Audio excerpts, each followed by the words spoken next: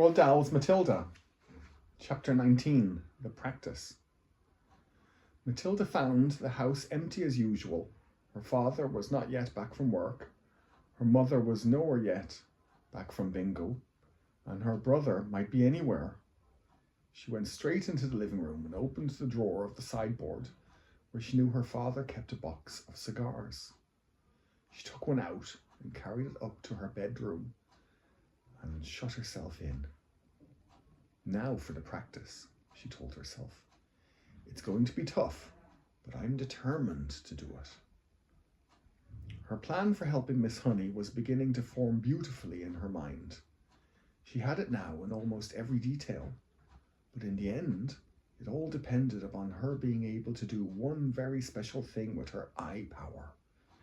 She knew she wouldn't manage it right away, but she felt fairly confident that with a great deal of practice and effort, she would succeed in the end. The cigar was essential. It was perhaps a bit thicker than she would have liked, but the weight was about right. It would be fine for practicing with. There was a small dressing table in Matilda's bedroom with her hairbrush and a comb on it and 2 library books.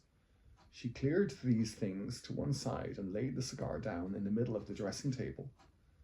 Then she walked away and sat at the end of her bed. She was now about 10 feet from the cigar. She settled herself and began to concentrate. And very quickly this time, she felt the electricity beginning to flow inside her head, gathering itself behind the eyes, and the eyes became hot, and millions of tiny invisible hands began pushing out like sparks towards the cigar. "Move," she whispered. And to her intense surprise, almost at once, the cigar with its little red and gold paper band around its middle rolled away across the top of the dressing table and fell onto the carpet. Matilda had enjoyed that. It was lovely doing it. And it felt as though sparks were going round and round inside her head and flashing out of her eyes.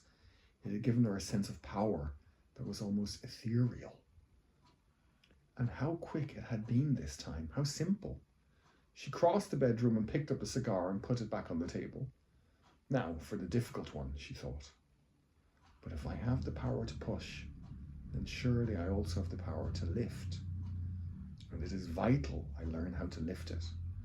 I must learn how to lift it right up into the air and keep it there.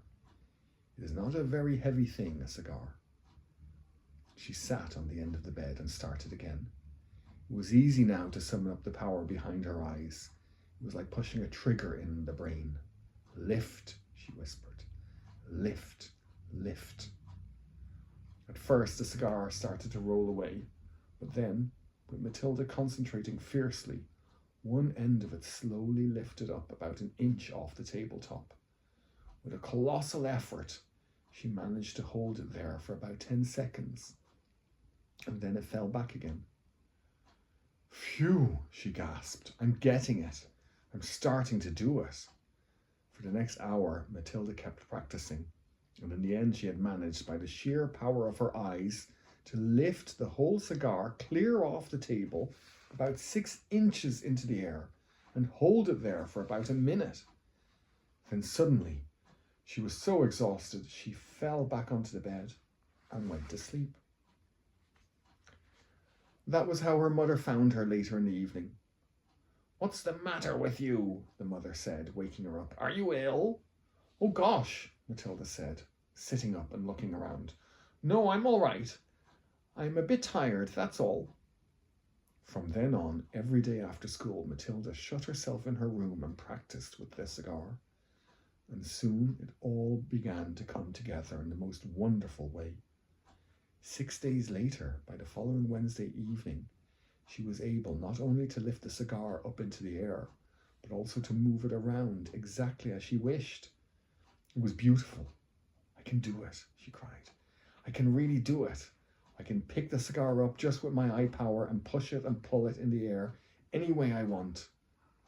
All she had to do now was to put her great plan into action.